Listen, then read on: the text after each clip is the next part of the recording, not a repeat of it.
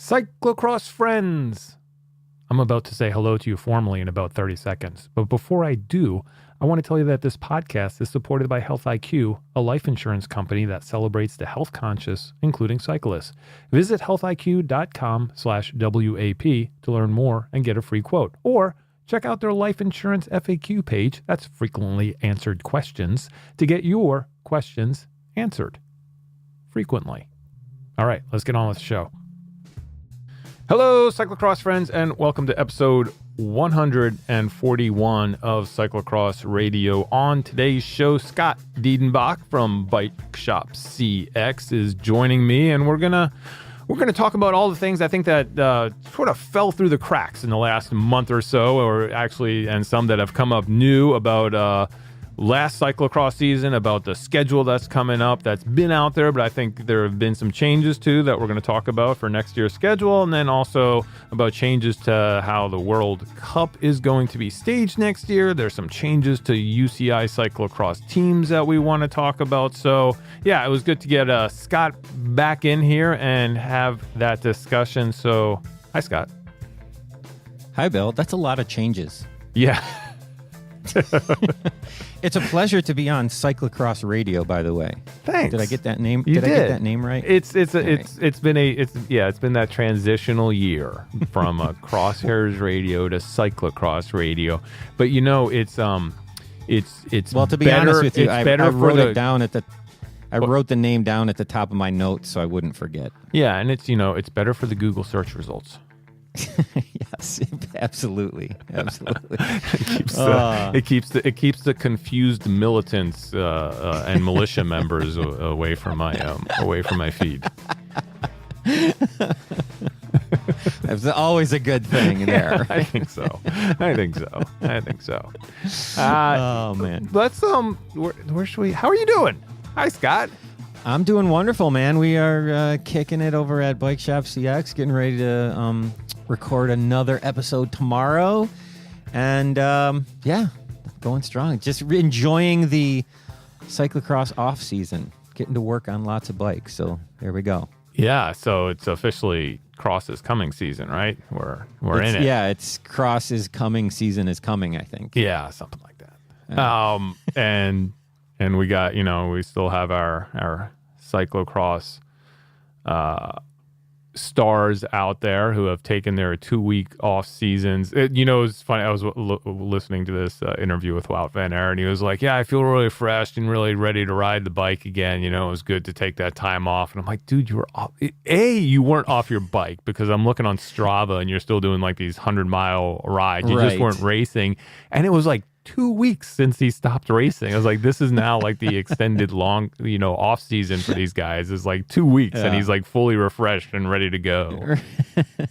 Well, if that's your job, it's just like anybody that's got 2 weeks vacation, right? But in the past, it was like, you sit there and Greg LeMond, who'd go and the thing was eat. Just eat, and don't move. And he'd put on, 30 pounds, and then come back and then have to, use those first, 3 months later, and then use those early season races to lose all the weight and get back into shape. Yeah. It's like these guys are now like, sweet, 2 weeks. I remember way back in the day, like this is in early 80s, the pro road racers talking about February 1st. Is the start of training day. Again, started training. You figure there are 3 races in racing. Now. At that point. Exactly. And that was the date. Everyone, relaxed until February 1st and then hit it. But you're right. They used the spring classics as training. Yeah. Right? Yeah. And not anymore. Now it's like, those are big winning. Bucks. Yeah. That's right. Yeah. Got to get Wout to win. Wout, I'm not a big road racing fan anymore, but Wout winning Paris-Roubaix would draw my attention for sure. Yeah. That would be something. Yeah, that would certainly be something. Amazing. Yeah, so we'll see. Yeah, but we are. And what else are we talking about today? We're going to talk about. I guess we should just start talking about the schedule. Yeah, let's do. Should we do that, or should we save that, because we could sit there? Because we got some controversial topics. And those should be at the end. Yeah, so let's talk about the schedule. But I was saying, even with that alone, for just a little behind the scenes for people, it's now 9:50 in the morning, and you and I were going to record at 9. So we're already 50 minutes in on stuff that talking about all of this, but not hitting 50 record. 50 minutes of hidden content somewhere on the intrawebs. Yes. Oh well. I know people are going to be like, why don't you just do that too? And I'm like, well, because some of that stuff is not, Bill's language is. Exactly. That's what it all comes down to. But hey, let's talk about the 2019-2020 domestic. So for us, U.S. cyclocross where am I schedule. going to be driving in the van? That's what I want to know. And I will say this, and I kind of mentioned it on the last show because it's this huge dilemma that I'm going through right now, in that, we always joke about the roadies always complain about cyclocross starting too early, and then we, sit there and joke about these, like we just talked about, these February road races that are like the same weekend as cyclocross world championships. Right. The mountain bike, I'm not even joking about it. The pro mountain bike schedule is killing me, especially this year. It's all year. Why did they even have a season?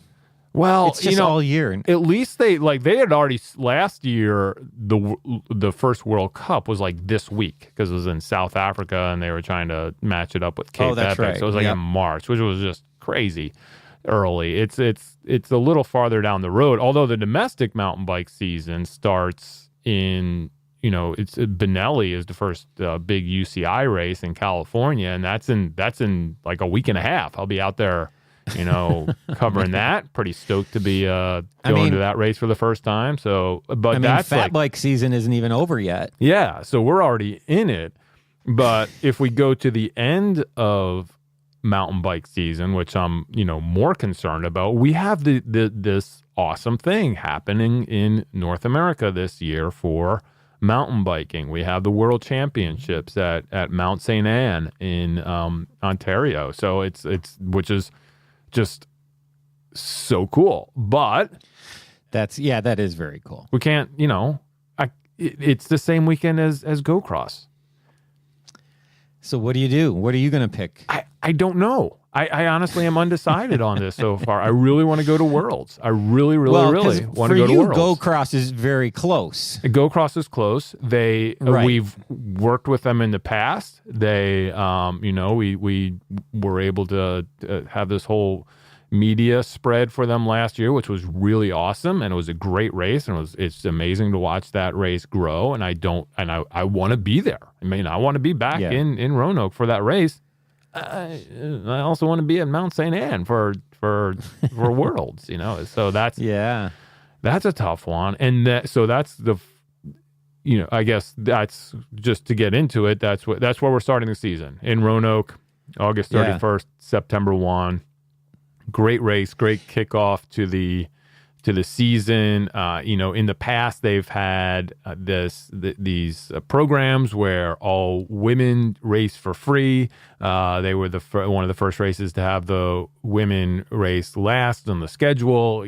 So they have a lot of things that they're doing there that are really cool. It's Virginia's Blue Ridge, so they have integrated into the community in that the tourist board is actually sponsoring the race and brings a lot of resources to it and makes it into a big race. And it's a nice little template that I think we could use in other parts of the country to not be adverse to the parks and the tourists and everything and be a burden on them, but actually work with them and make it so cyclocross is a good thing that people want to promote. So so that's you went to this last year, right? Yeah, I did. Yeah, and I remember you saying it was really good. Yeah, and it's in a park that is half of the track was on a permanent cyclocross course.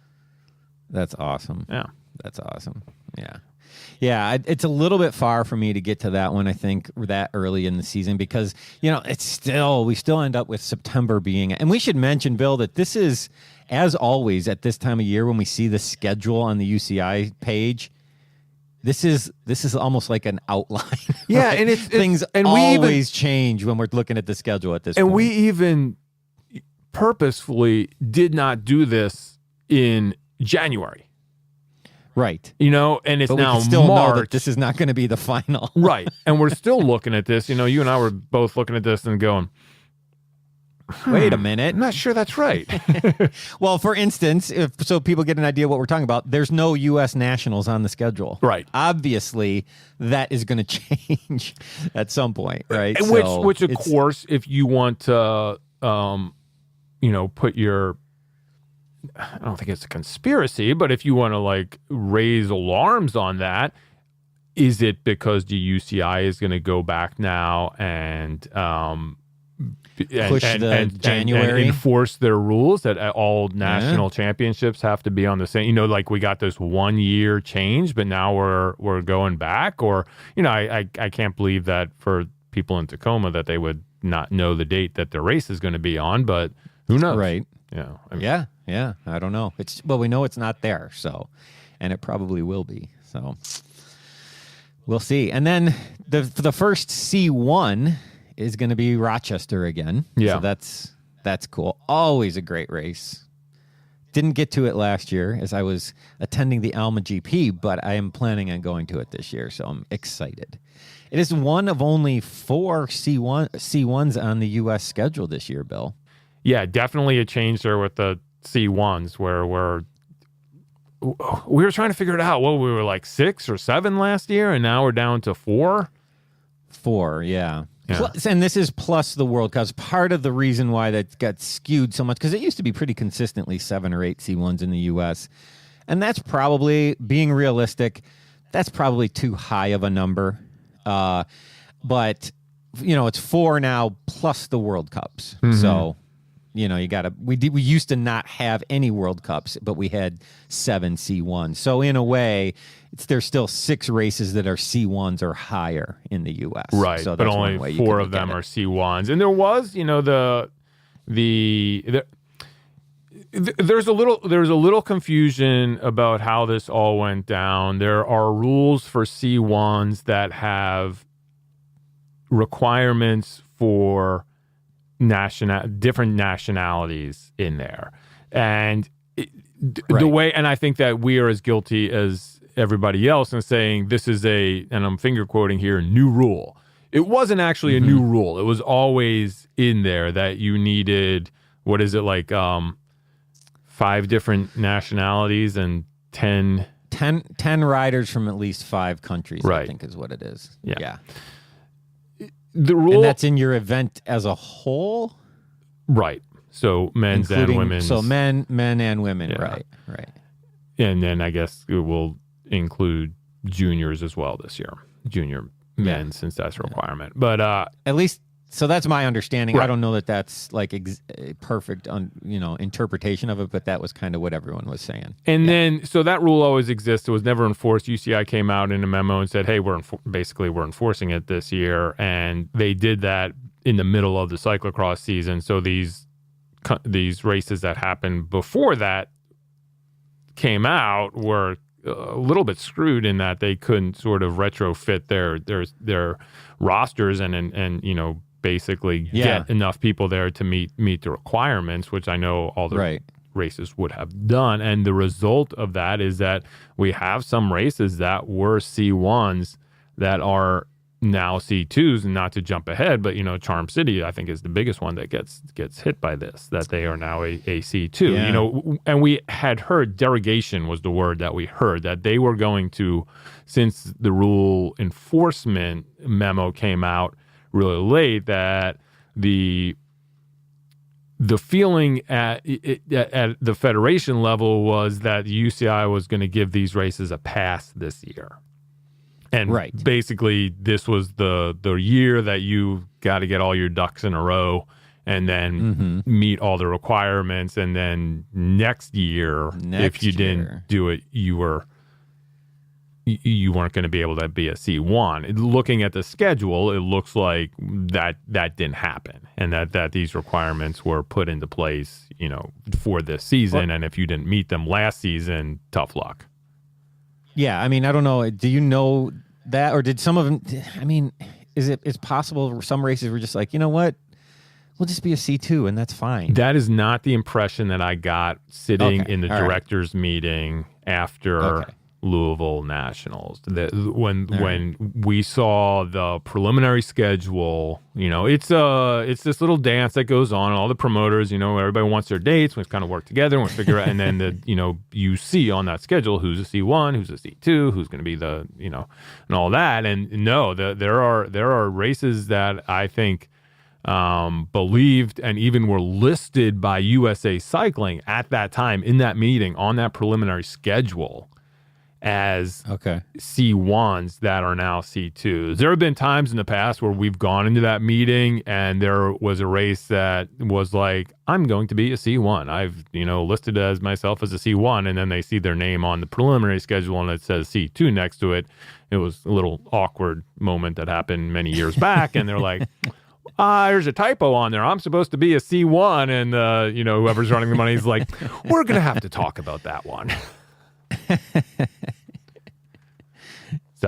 But that was, in that particular case, it was a new race that wanted to jump in as a C1, and the deal is you have to start as a C2 and move up. So it wasn't really, can't do that. They kind of should have known. So let's say what are the 4 C1s on the schedule as it sits right now? So we mentioned Rochester, right? Yep. Jingle then Cross. There's the Sunday race at Jingle Cross. So that's the one after the World Cup. Cincy and Reno. Right. Are the four that as it sits right now. So there we go. Cincy met that requirement pretty, they met it this year, even though they were like right. I think that was like the week that the UCI made that announcement or something. So they really didn't have time. But they met it anyways. Thank you, Chris Aiken. Thank you, Chris Aiken. Yeah. And from Australia. I drove him there from here. And so here's the other thing I want to mention on the schedule. Or did you want to go through race by race, or can we just jump around? Let's just jump around. All right. One of the things I want to mention, and we kind of talked about it a little bit earlier, is what they did with the Reno-Sacramento weekend. I think that's a really good thing that's on the schedule this year. It is of course, it goes up against DCCX, which is the only reason, which is fine. It's a California race and a West Coast and an East Coast race with Reno on that Friday night. The only thing that kind of bums me out about it is that I like going to Reno. I like the people who run that race. I think they do an awesome job, and it was something that I had been planning on going. And this is one of those races that I think we need to put a sort of a penciled in asterisk next to. I know this looks really good and it's a nice place for them to be. I'm not positive that's the date that they're going to end up on. I think that they may still end up on a weekend. All right. Because for right now, so people know, they're on a Friday. Yeah. They are the Friday before Sacramento. So, but it's, I believe, I looked it up on Google Maps. I think it's 130 miles. So it's about a 2-hour drive, so you could easily race Friday and drive to Sacramento. Okay. It's a night race, though, isn't it? Yes, it's a night race, and redefine easy for me, because I got to see, granted I didn't go every year, but I at least got to see the last year of Davao Harbin weekend. Yeah. And that's how many miles between? Right. Like 4 4 miles between. And the race ends at what time? I don't know. 5, midnight. No, I'm 5 p.m. maybe.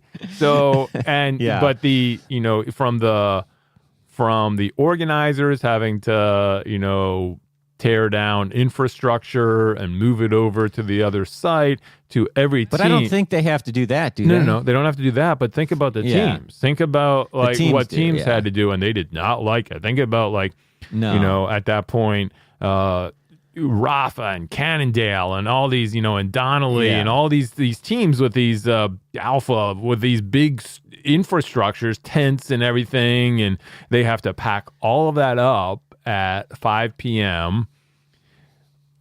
Sprint over to the other park, a half hour away. Get out the headlights, the lamps on everybody, and then set up again everything that night so that when riders showed up in the morning, they had a place to go and were ready to race. How do you do that when you have a night race that ends at, I believe the curfew in that it's like 10 or 11 o'clock. So basically you're packing down midnight, showing up at 3 a.m., 4 a.m., and then having to set everything up in Sacramento again? I'm hoping Sacramento starts a little bit later on Saturday. Yeah. If I was them, I would do that. But, I mean, I totally like an awesome idea. It's feel difficult, but at least it's possible. I don't know what's better, that or having it say a weekend apart where you're missing something else, or you're traveling, because maybe you're coming from, I'm assuming, part of the attraction for all this is for the trying to balance things out for the West Coast racers, which I think is a good idea. But, so say you're coming from the Northeast, right? Well, now you either have to drive down 2 different weekends all the way down there, right? Instead of just making it one trip. Yeah. There's not a perfect solution. I think it's possible to do it, Friday night to Saturday. It would be tough. Yeah, you're right. I think it's not going to be easy, but you could go in with a small setup on Friday, race Friday night, and then get out of there, I think. Yeah. And get to Sacramento. It's at least within the realm of possibility to do, so. I'm going to quickly go through the rumors that are out there, unconfirmed. Oh, wait, there's no rumors in I know. cycling? It's crazy. Couple things. One, no HPCX on the schedule now. Second longest running UCI race in the U.S. Yikes. I don't know if this is what's going on there. I feel like city-wise, there may have been some sort of scheduling conflict. Again, I don't know the story. I could be completely wrong, and this could just pop up at any time. But for right now, HPCX not on the schedule. Mm-hmm. You have Nittany on the schedule. I hope that happens. I've heard some little talk out there that might not happen. I don't know that for sure. Just sort of what's out in the wind. Same thing with Starcross, which was happening September 28th in Redmond. From what I understand, again, could be completely wrong on this. I believe that is not happening. So that's another C2 West Coast C2 race that may not happen. And one of these races that was a C1 last year that I hope is just, that we've run into this UCI scheduling, some things are here, some things aren't, which is a big one, is NBX is not on the schedule at all. And that was a C1, C2 weekend last year, one of the oldest New England races. So hopefully that's just, some sort of didn't make it onto the schedule, but we're still waiting to see on that one, but that also may be a race that did not meet the C1 regs, got knocked down to a C2, and maybe they made the decision they weren't going to be a UCI race at all. I mean, that's the thing that we don't know with a lot of these races. They still may happen, but just not have that UCI designation. So I don't know, but those are the things that stick out to me that we'll try to get to the bottom of this in the coming weeks as this thing continues to solidify. At the end of the schedule, I will just say, as long as we're on that, the other C1 that it seems to now be a C2 will be Ruts and Guts, which is a shame. Yeah, that is a shame. I think those added a little bit to the end of the season this past year, I think, and made things a little bit different and interesting. But then the other thing, you're mentioning the races that aren't on the schedule, but one of the new things on the schedule is October 5th and 6th, Fayetteville. Yes. C2, and that is on there, of course, because of the Worlds announcement, right? I mean, definitely. They're not going to have Worlds there in 2022 not having some kind of build up to that. So double C2, which I'm sure is partly about, getting starting to learn how you're going to do a course on in that area. C2 right? now, I gotta believe that they are going to meet the requirements, and this is year one of a C2. That they're going to try to be a C1, and even before Worlds, they may have their designs on other even bigger races than that going forward. I just feel like the organization there that was able to get Worlds and make that kind of economic commitment to that race is definitely looking beyond just a C2 designation. Who knows? Maybe they want a World Cup. Maybe they want nationals there. We'll see what happens going forward. But and starting out as a C2 is what makes perfect sense if you were doing all that. Yep. So there you go. All right. What else? Anything else? When's DCCX, Bill? I might come this year. You came last year. So that's right. I got to skip it. A year. That's right. That's right. Only every other course is Providence. Where's another glaring thing missing is no Louisville. Yeah. Well, we knew that was happening. Yeah. That Nationals was the cyclocross swan song for Louisville. So we knew that they were kind of out. They speaking to Louisville Sports Commission and everyone there, they were really happy with Nationals, but even before that happened, they were kind of like, this is going to be the period at the end of the sentence as far as Louisville cyclocross goes for a while. They won't say... for UCI, we should say, UCI, right? Because I think it'll still be a OVCX. For sure. They'll still have Storm, Eva Bandman and stuff. Yeah, as far as UCI goes, they're not opposed to doing it in the future, but for now, they are definitely... They're taking a break.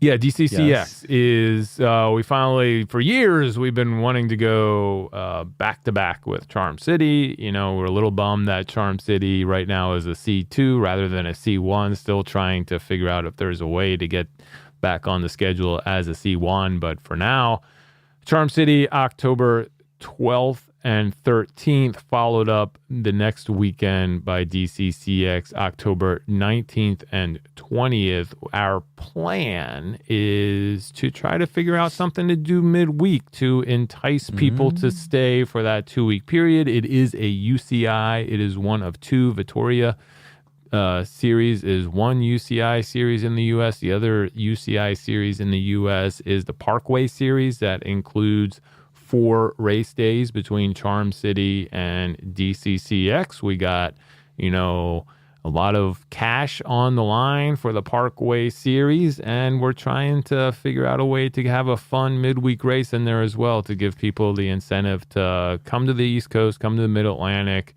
to the Baltimore, D.C. area to stay. We got lots of places to train, lots of, opportunities here to kind of make it a little four race cyclocross block. I was just going to say, if only you had a nice, really big garage to race in. Yeah. Well, maybe. I hope that was okay. That was okay to say. That is I'll put it out there. I'll put it out there publicly, and maybe this will, even though I haven't really talked to my fellow organizers about that. Well, I was talking about this, you got like it's not Ice Weasels. What is it? What's the Collins race in there? That's kind of the midweek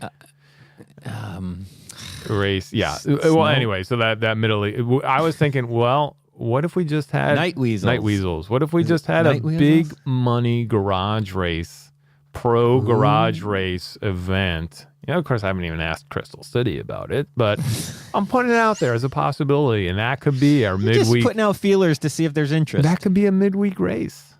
How that cool could get would that somebody be? to stick around maybe and from the UCI level and race all of our races. It's an unsanctioned race. You don't have to worry about it. Just get in there. Yeah. Come home with a little cash. Race in a garage. You'll love it.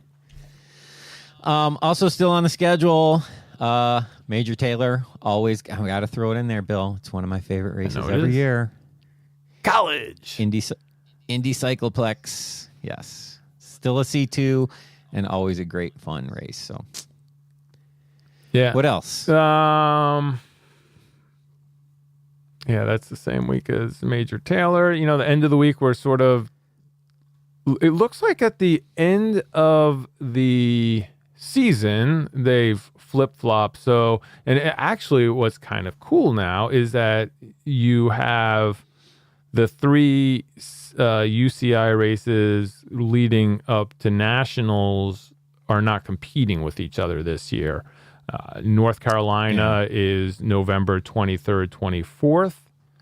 Ruts and Guts is November 30th and December 1st.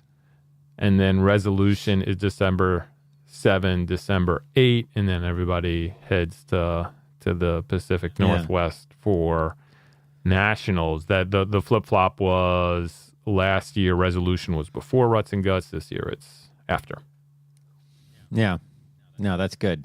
That's good. Oh, I know what else we should mention, Bill, is November 9th and 10th in Midland, Ontario, Pan Am Championships. Yeah, you know, the one issue there that I know Adam Meyerson is a little bummed out about, that he probably will not, well, not probably, he won't be able to defend his Pan Am Championships because it's the same date as his race, which is the Northampton International. So, you know, a conflict there, but I'm looking forward to going back. I think that they did a nice job at Pan Am's. I think they have a lot of room to grow. And what I'm hoping is that it becomes more of a destination. I know that's what they want, that, you know, for riders as well, and that there are jerseys to give away up and down the Masters ranks is should really be an incentive for people to go there. It was crazy this last year where you had some of these categories where, not to say that they weren't great racers, but, you know, I talked to some people who are Pan Am champions right now who are like, oh yeah, you know, I live about an hour away, really just race some mountain bikes, but I thought this looked like fun, and just sort of drove over and went home with a Pan Am championship, which could be like a lifetime goal for somebody. So, you know, this is definitely something for our listeners out there that's a great opportunity. You know, travel to Canada, go up to, you can race the Silver Goose one day and then the Pan Am Championship the next day, and you may find that the level of competition is you know, the same or maybe just a notch higher than what you're seeing at your local races. So why not do it? Yeah, absolutely. For anytime there's a jersey on the line, it's like, go for it. You know, I mean, points wise for the UCI, this, you know, on paper, it doesn't turn out to be, in reality, on paper, this is a bigger race than nationals. Right. I mean, points wise for sure. Yeah, I mean, even in Europe, nobody treats it that way. It's the national championships still mean that much more to actually have your nation's jersey, but you know, it is a prestigious thing to win. One other thing we should mention just quickly on the schedule is that as usual, we're used to this every year, is the Jingle Cross Trek World Cups switching order. Yeah. That happens every year because of Iowa football, I think, is the main driving thing. The police can't cover 2 events of that size on the same day. So we're back to Jingle Cross being the 13, 14, 15 and Trek being 20, 21, 22. But there's no UCI racing on the 21st like it's been. So Saturday at Trek is always Legends races and just sort of a fun day. Really, some USAC stuff. Yep. Yeah. Really looking forward to Trek. Which I am very excited about Trek this year. Yeah.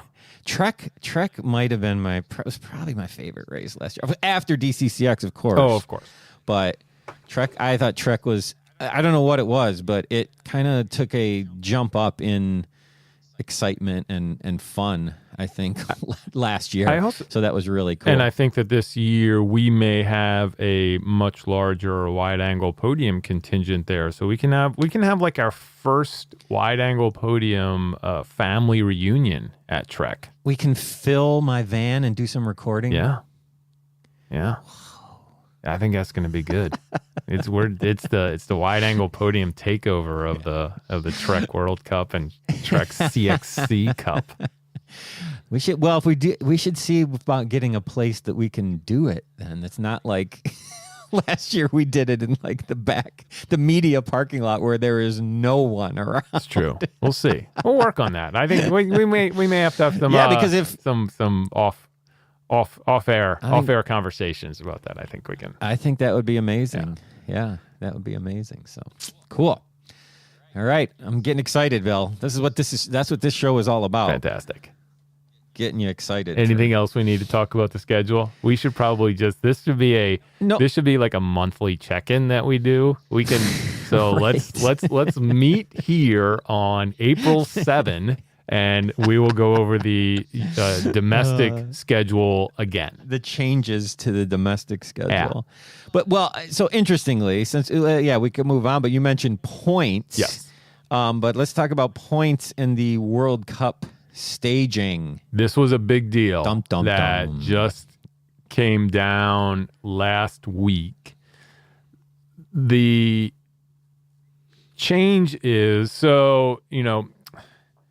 how it works now is everybody amasses all of their UCI points early in the season, and then that's how your staging for any UCI race is determined. So if you are number 1 in the world or number 1 through 8 in the world, you're going to be on the first row of a UCI race wherever you go. You want to go race in Japan, Yep. It's a UCI race, you're ranked in the top whatever, that determines where you are in the grid.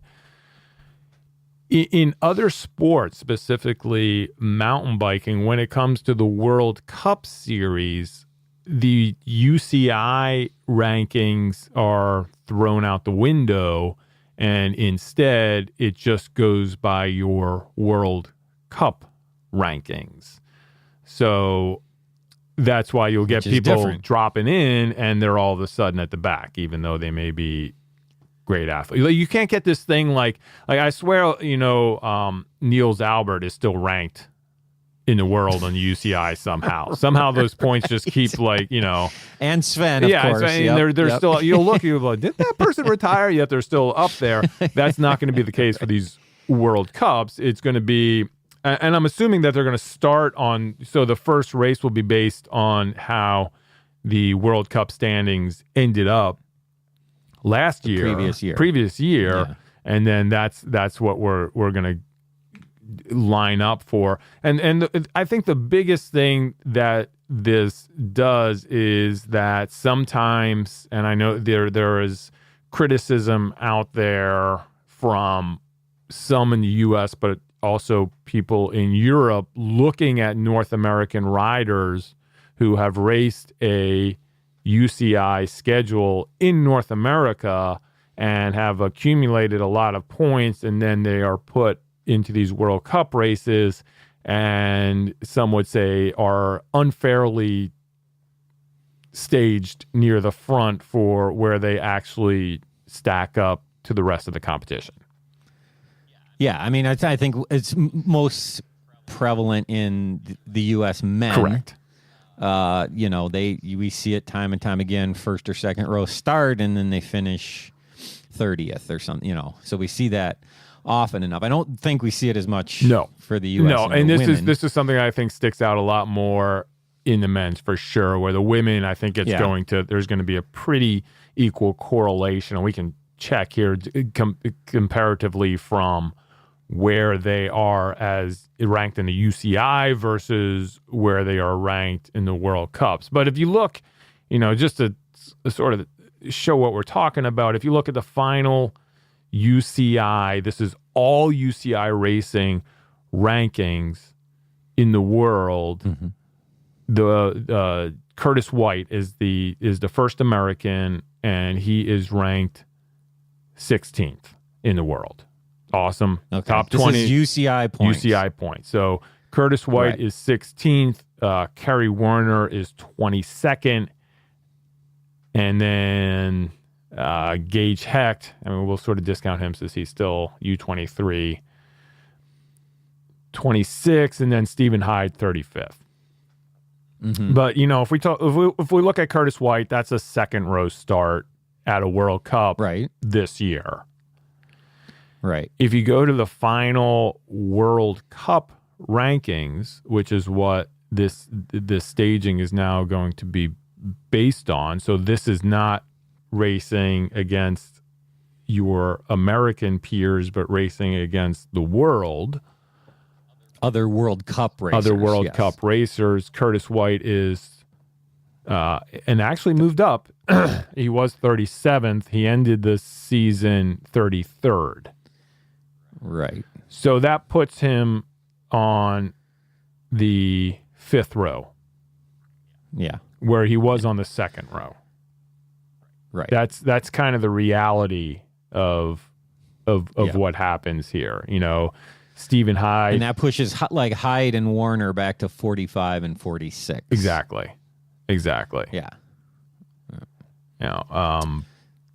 Yeah. And I think it's more fair. Yeah. I think it's a more fair way to do it for World Cups. I think, you could be a rider who doesn't have a bunch of UCI races within quick that they can get to easily, right? Not just in the U.S., but anywhere, right? But maybe you can get to the World Cups consistently and you do well, but you just don't have this opportunity to amass large amounts of UCI points. I think it makes it way more fair for that. Oh yeah, for that kind of rider. You look at guys like Johnny Vermeersch, who had a great year this year. Who was let's see, he was ended up 10th in the world overall for UCI. If you look at where he ended up in the World Cups, it was 15th. So he's dropping down, possibly a row, maybe not. But the thing is, the reason that he ended up there is he skipped the U.S. He didn't come to the U.S. He didn't race Trek. He didn't race Jingle. That kept him.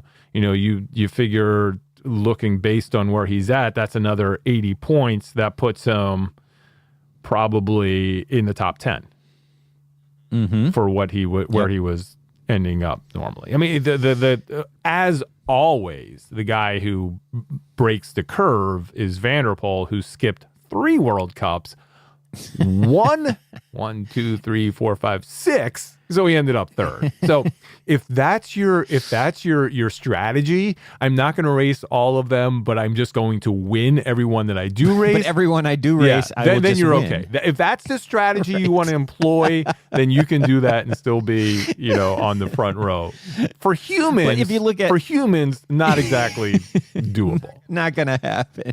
But if you look at our starting row would be Tone, Wout, Matthew, Corne van Kessel, Quentin Hermans, Lars van der Haar, Lawrence Sweek, and Michael van der Knop. Yeah.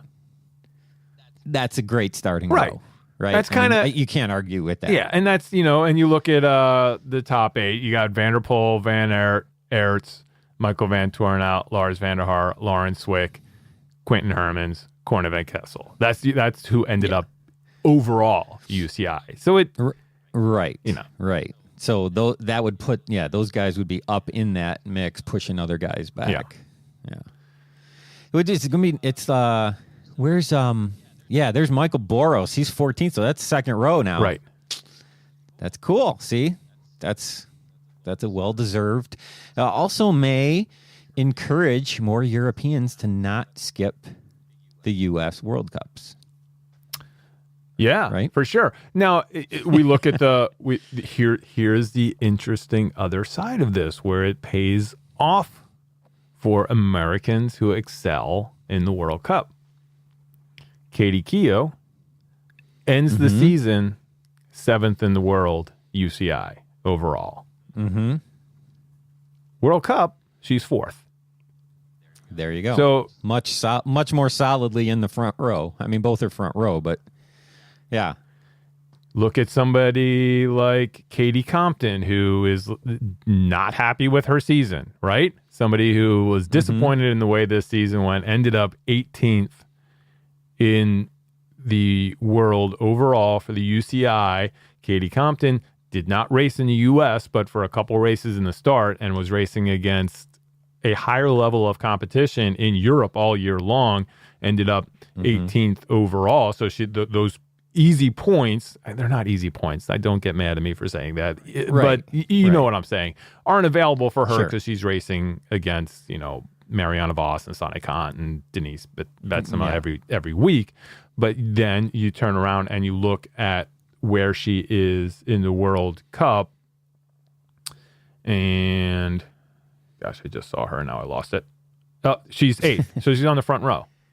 So even though she's racing against this much better competition, so she's much lower overall, she is putting in better results in these World Cup races, and therefore is going to still start in the front row. So it's basically what we see, when you travel around the U.S. and you have these local series and they stage by local points, by series points, and that's kind of what we're doing now on the World Cup level. Scott? Yeah, I agree. Yes. Here's my devil's advocate.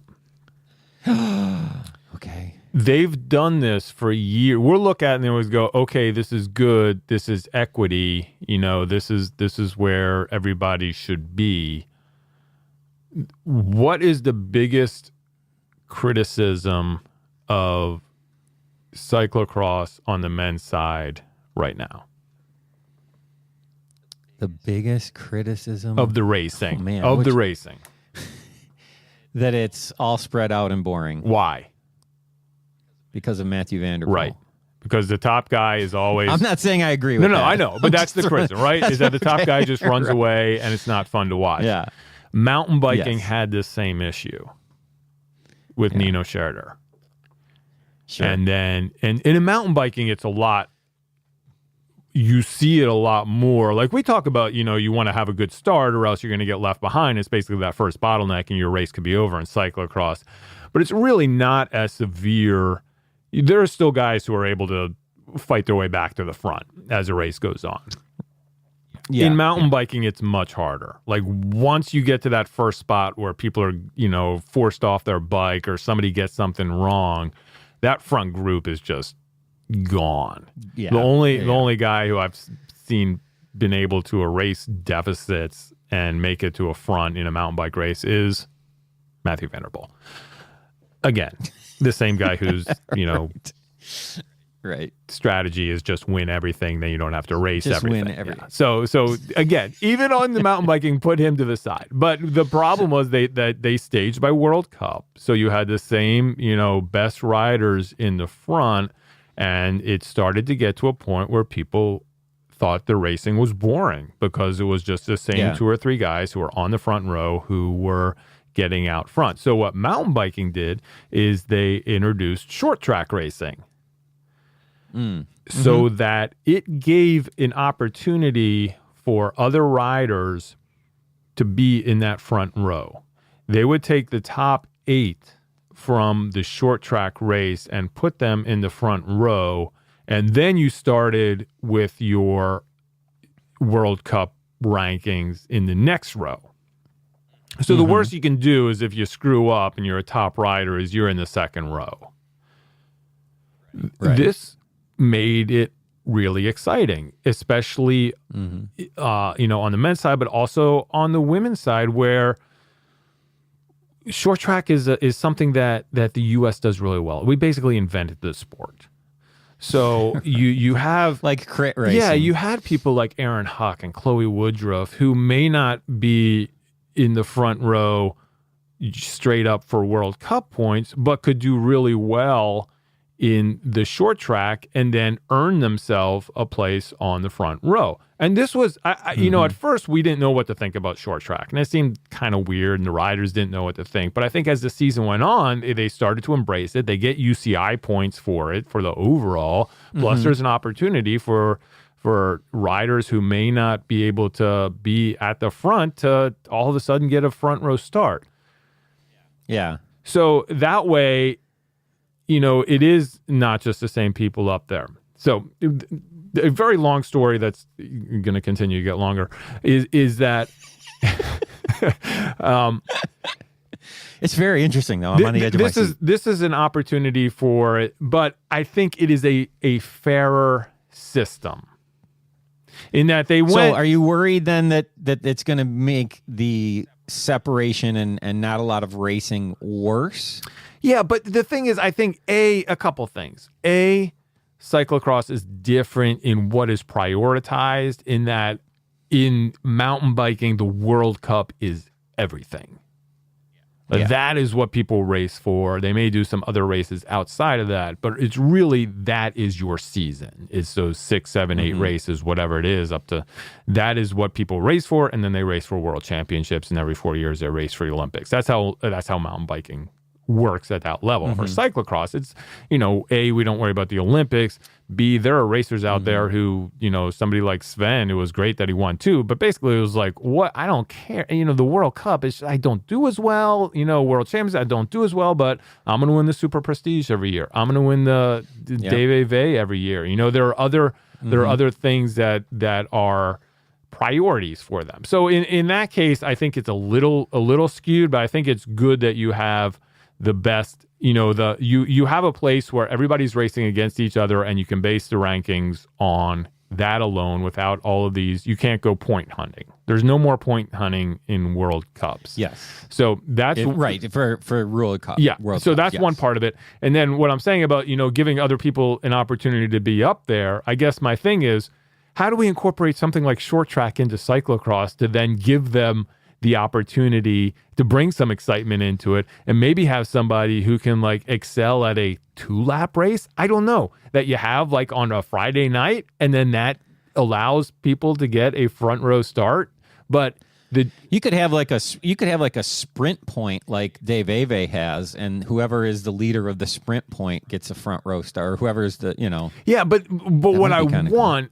The difference being, I don't want it to be like you're racing somewhere else and earning a spot on the World Cup. I want it to be like, okay, we're going to have this other competition where you're still having to race against the best people, and that's good. You're racing for a staging spot, similar to what they do in short track, where it's like, okay, everybody has to race this. If you're in I think it's the top, you have to be in the top 40 to earn a spot to race short track, and then from that top 40 spot, you can earn a spot on the front row. I think it'd be cool to do something like that. If you're gonna go to this system where it's the World Cup rankings, which both of us like, still give an opportunity for somebody to move up there by having something else into it. It adds more to break into that. It adds more without winning a World Cup. How can I break into that to show what I can do? Right, and it brings more excitement to the sport. Something that, especially on the men's side, that I think people are frustrated with. Though I don't know. It's something that I'm sure people will tell me I'm an idiot for bringing up. But I would love to try to figure out what can we do. What is the cyclocross short track? We like to think out of the box. Yes.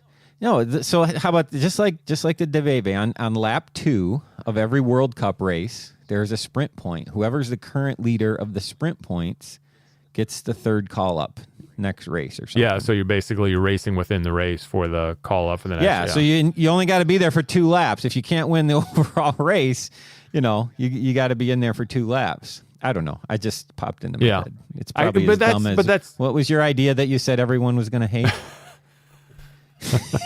Having nationals in Europe. Right. Without thinking about it, that's what I'm throwing out there. Anyway, something to think about. But I think the main thing here is that they've gone to this new system that I think is a more fair system for staging for World Cups. Yeah, and I think we'll see how it shakes out. I don't know. Can it make it any worse for the men's racing? I mean, you know what I'm saying? It's like, can this really make it any worse than it is with people just riding off the front? No. Yeah. So I don't know. Maybe it'll just make it better or something. I don't know. But and maybe by enticing people to come, to 2 more of the World Cup races, there will create some kind of balance in there. Yeah. I don't know. But I think it's going to be very interesting. I think it's a very interesting thing to see, because I think I really don't like seeing people that are in the first or second row and they finish way down in the field. I think that gets kind of I don't know. I don't know that that's real fair either. So I agree. cool. What was the other topic, Bill? This is one, similar. Tell us about this. Similar to the rule that's always been there that now has been enforced. This is actually a policy change that was announced at the same time that things like the Fayetteville World Championship was announced, that I think, and maybe I just missed it, but I feel like has been undercovered or lost or just not even noticed, which is a huge deal and a horrible decision by the UCI that is couching this as equality. Yes. And what I completely agree. What the UCI has done and this is in the management committee memo,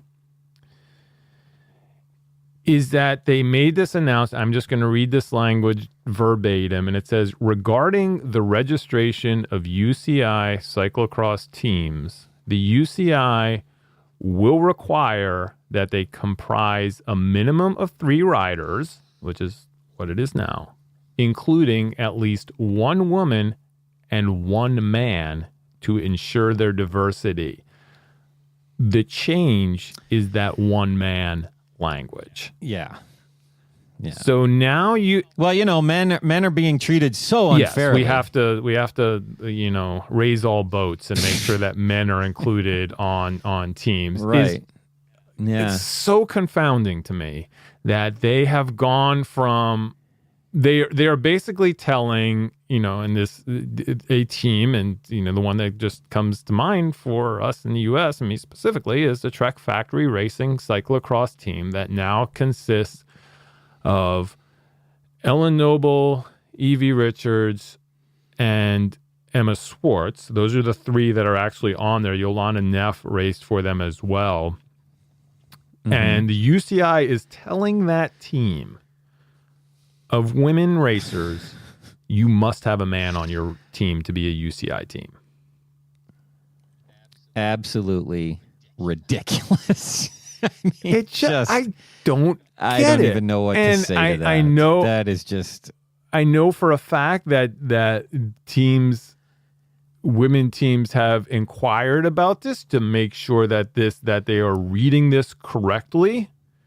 That there needs to be a man on every team, and the UCI has responded, yes.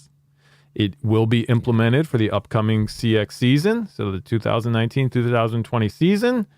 There's a registration deadline of July 31st for you to sign up your dude on your team if you're a women's only team. And and then I think that they're in May. Everybody's gonna get more information on all of this.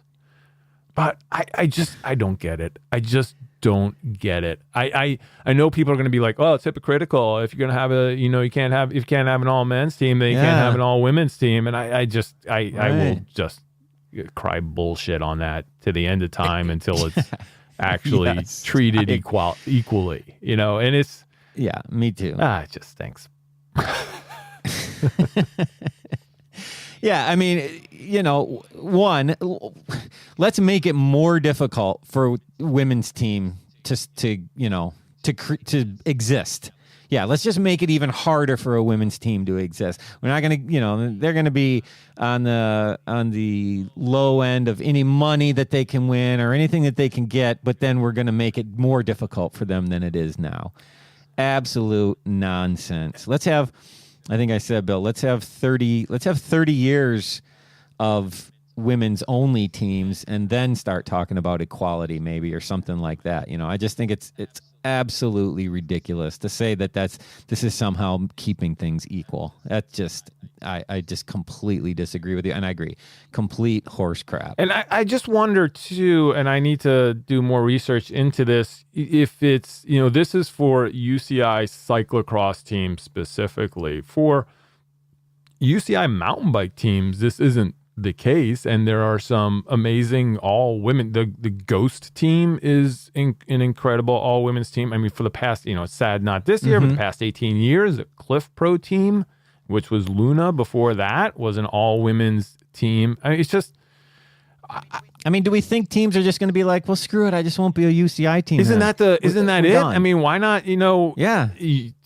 Stu Thorne's been pretty adamant that he's not sure what being a UCI team gets him. Right. He has the top riders in the U.S. that they're in. They don't have their. If you look at the results, the team name is not listed after the rider. Is that is that your perk? I mean. Right. Yeah. So yeah, I don't get it. I saw that and I was just like, this is just craziness. And it means that I guess what it comes down to, and I need to make this point because I don't think it came across, is that you have a budget for a team, right? And now you are saying, and there is not. As you said, Scott, trying to find sponsors and resources for women's teams is hard enough as it is. Now you have to take, if you only have a 3-person team, a third of your resources to sign a male rider. Right. So you're basically taking jobs away from women racers so that you can meet this idiotic requirement. Yeah. So you could, instead of having 3 women, now you've got 2 women and 1 man. Yes. Because that's more equal. That's somehow more equal. Yeah. I'm trying not to get too ranty. And what I hope happens is that you just, what the women's only teams should do is just sign an Espoir male rider and you give them a bike and a kit, maybe not even your team bike, do it like the UCI teams were doing with the women when they had to have a woman on their team. Is like, well, we're not going to pay you, but you get to wear our kit and, we'll give you one of our, secondhand bikes. Right. So do that. But what does that solve? What does that solve? Nothing. What's the purpose of that? Then you can put those resources into the riders you actually care about, which is kind of what happened with the Belgian UCI men's team that had to have a woman on their team. Yeah. Right. It was a token. Yeah. I think it's starting to change. I just think that we've had such good momentum in that direction that this is kind of just dumb. Yeah, I don't really see this as a step forward in any way. I just don't. So, can I tell you something in this same memo? My favorite part of this. Oh, geez. Wait, you mean it gets worse? No, this is just funny. This is the how they decided to organize this memo. We're moving away from that rant over there. They're talking about the management committee also hailed the progress made in the fight against technological fraud. Total of 15,756 checks were carried out in 2018 with the aid of magnetic scanning tables, 647 with x-rays, and then they go on to talk about next phase will involve the first test on the ground with a view to developing a first series of prototypes for some different kind of magnetic trackers. All right. So this is this, hey, look how good we've done to make sure that nobody has any kind of, technological assistance inside their bikes, no motors in their bikes. All right. So that's 2 paragraphs. Mm-hmm. The next paragraph right after this, the next paragraph after the fight against technological fraud is, regarding mountain bike, it was agreed that the inaugural UCI e-mountain bike world championships to be held at Mount St. Anne, Canada will take place on August 28th, 2019. It is such a cognitive dissonance, such a disconnect that we're talking about keeping bike racing pure. And I understand it's a completely different category. It's just funny that they couldn't put something else in there. So let's talk about kits. Something in between those two kits things for a while, and then we'll talk about how we're having motorcycle races, and calling them bike races. It's just crazy. It was like, this is our fight against motors and bikes, and hey, look at this, we're putting motors and bikes. Let's see who can make the best motor. Yay. So Yeah, there should have been a talk about the refreshments and that you're gonna that serve that the races. that being said, I'm kind of looking forward to Mount St. Anne and seeing the first e-bike mountain bike world championship. It might be. Yes, it might be. I don't know. We'll see. Who knows? I think it's going to depend a lot on the course. It's as usual. It is if they're racing on the World Cup course, which I'm sure they are. It's a kind of an old school, natural course with some white knuckle features on it, so it should be fun. It's a tough on a big old heavy bike that weighs. Yeah, Mount St. Anne's got a lot of good rocky stuff to be hucking down. Yeah, so. Might be cool. That the next paragraph then is talking about the snow bike. Did you know that there have already the UCI mountain bike snow bike international calendar has already started? There was a race in Châtel in France, February 7th, 8th. I don't know. When does the season run? It looks like Vars Houts Alps is March 14th. Isola 2000 is April 2021, and then that's it. They're looking for 5 events, five events to be held on several continents in 2020. There you go. There we go. Well, we still have snow. Yeah, you could have. I think you need hills. I feel like it's a downhill race almost. Yeah, we got lots of snow, no hills, until you go way up north. Yeah. There you go. Well, hey, Bill, that was good, man. I know. I think look at that hour 7. I think we did it. Boom. Hey, you know what though? We're getting good. We're getting good at this. One thing we should talk about before we go. Coffee. What? Coffee and life insurance. Yeah. Tell me about it. I have life insurance. You do? Yes. Do you have Health IQ life insurance? I do not, because I've had life insurance since I was like in my 20s, so I'm continuing on with that. But I've definitely gone there and looked at it, and it is very, very And cool. why, Scott, would you even spend money on life insurance? Because you have to look at it as an investment, right? Yeah. And I'm an adult now. I'm adulting. I'm doing the adulting thing, Bill. Yeah. It's time to grow up and be an adult and get life insurance. Protect your family and friends and all that good stuff. I have a feeling like I'm missing something that you want. No, you're not at all. I think that the thing that about Health IQ that this type of company probably wasn't around when you did buy life insurance. The thing that they do better is that they have special rates and lower rates and get people lower rates who are health conscious, who want to go out and ride their bike or run or take care of themselves, and that is something that they will use that data to then get you a lower rate on life insurance. And that's kind of why we like them and they like us, because I think the people who listen to our shows take care of themselves, and they can, they're on things like Zwift and on Strava, and they can show this life insurance company these files, and they can use that to negotiate lower rates for you on this life insurance. So that's kind of the big deal with what's good about this company. It's run in a way that's data driven, and one in which you sort of, by taking care of yourself, you can get a better deal for your life insurance.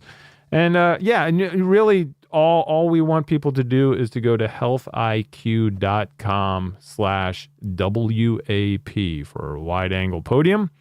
And you can learn more there. You can get a free quote and you can check out the FAQ page to answer all of your questions about this. But if you haven't done that before, please do me a favor, do Scott a favor, do all the wide angle podium. I think it's something that you will benefit from. But if you go and check out that information, we also benefit from it as well. So healthiq.com/WAP.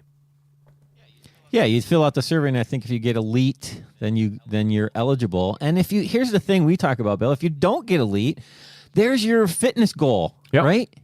Use that as a fitness goal then to get elite. I mean, and there you go. It'll set you up right there, and off you go. So yeah, really a cool organization that's really helped out the network a lot. For sure.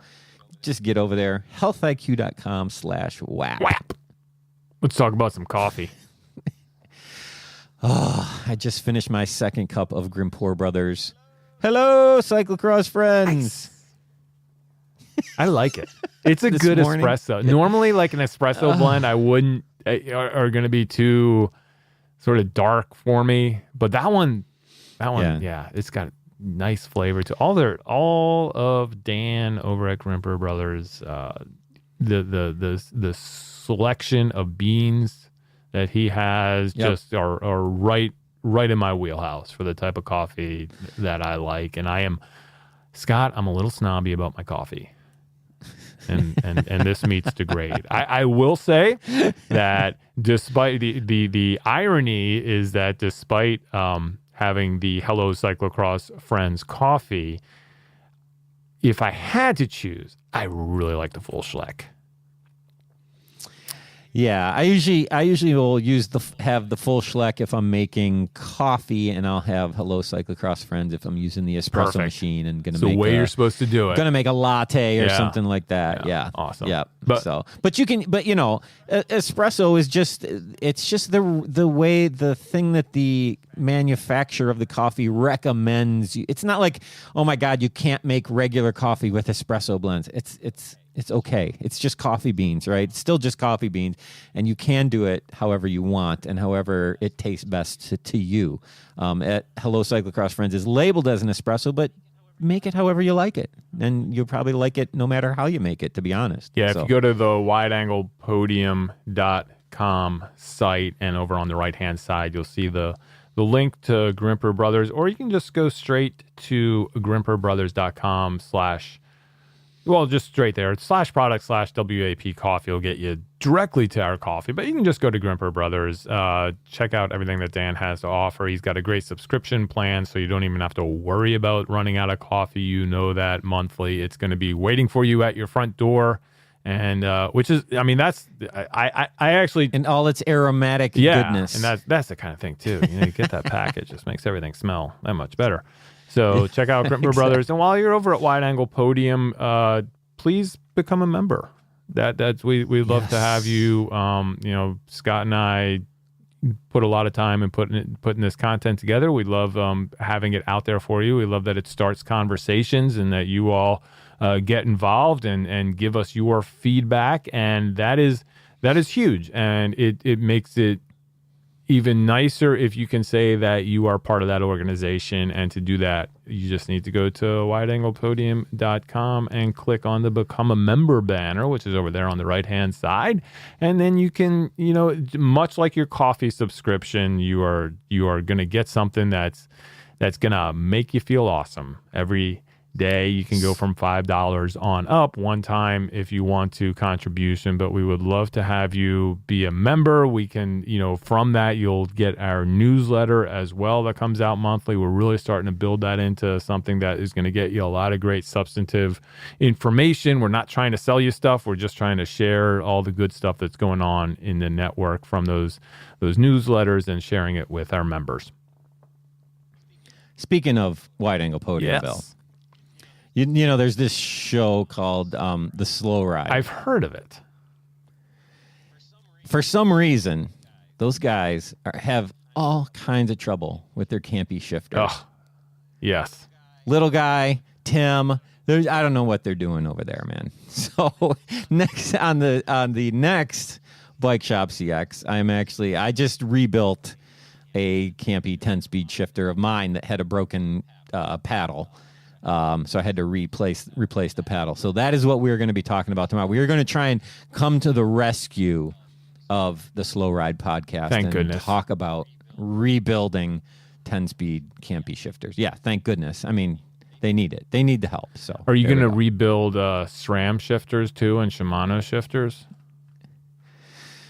No, not on this show, but I could do the SRAM ones too. Why? Do you have a broken SRAM shifter? No, I thought that was always the thing that people are always like, campy, yes. you can rebuild everything. Why doesn't it? Yeah, I'll get a bunch of flack from the Shimano people about that. But no, SRAM shifters have actually become more rebuildable. All right. So yeah. I'm showing once again my ignorance on stuff I just sort of passingly know something about, but not really. But you are right. Campy is still the king of rebuildability. So there you go. Awesome. Yeah. So check that out on Bike Shop CX. Check out great shows continuing to come out from the gravel lot, also from Consummate Athlete. They got Anthony Clark on gravel lot, and then I saw Meredith that. I haven't Miller. listened yet, but They're just moving into the whole cyclocross. Yeah, whoa, guys, here. hang on. I know. But the other. Oh, look at this! Look at this. As current as today, there's also a little bit of a piece here, show on how to brew great coffee on the Wide Angle Podium Network. That's pretty cool. Who did that? I don't know. I'm learning stuff just from going here. It is an article. It's not a show. It's an article from Dan. Everybody go check this out. Go to wideanglepodium.com. It's under How to Brew. It's right there on the front page. This is amazing. And go check out. I'm going straight over there. Check out the article that Dan did on the best way to brew your coffee. I love it. Because if you've never seen him on social media brewing coffee, it is a science and an art to Dan making coffee. Yeah. I mean, anybody doing pour overs at nationals, I mean, he's at nationals. It's a lot of people, and he's taking the time to do pour overs for every single person. There are pictures of that in here. Yeah. He's double fisting it. Yep. It's pretty amazing. Yep. Exactly. Awesome. So there you go. Hey, Scott. Yes. Where can people get a hold of you? Oh, you can get a hold of me, Scott Dedenbach. Check me out at Bike Shop CX on Instagram is usually the best place. Or if you have a tech question for Bike Shop CX, just send it to bikeshopshow@gmail.com. What about you, You Bill? can get a hold of me and the show by email at feedback@cxhairs.com. You can also check out cxhairs.com. My ongoing saga of website issues sort of hit me again for the last couple of weeks. This time it was more of a technical issues, storage issues type stuff. We got all that worked out, and we have more posts coming up there, more cyclocross posts. Ethan Glading's, I think, got a couple more big pictures on there. I have one more derp from Andrew Giuliano to get posted to see how the stunning conclusion of the derp series, basically his antics and travails of racing inside the pro cyclocross fields for the last few races over in Europe. So those are a lot of fun. The last one will be up there. Also on Twitter at CXAirs, also on Instagram. And yeah, I'm less than 2 weeks away from heading out to California and starting the mountain bike season. I'll have stuff up on YouTube. Also going to be following around the Cliff Pro team. So give them a follow on Instagram because we'll have a lot of cool stuff up there. And mountain biking. That's where we're going. Scott, always awesome to talk to you. Thanks for making the time. And let's. Yeah, Bill. Well, I'll see you on, what'd you say? April 7th when we talk about the domestic schedule. There we go. See you later.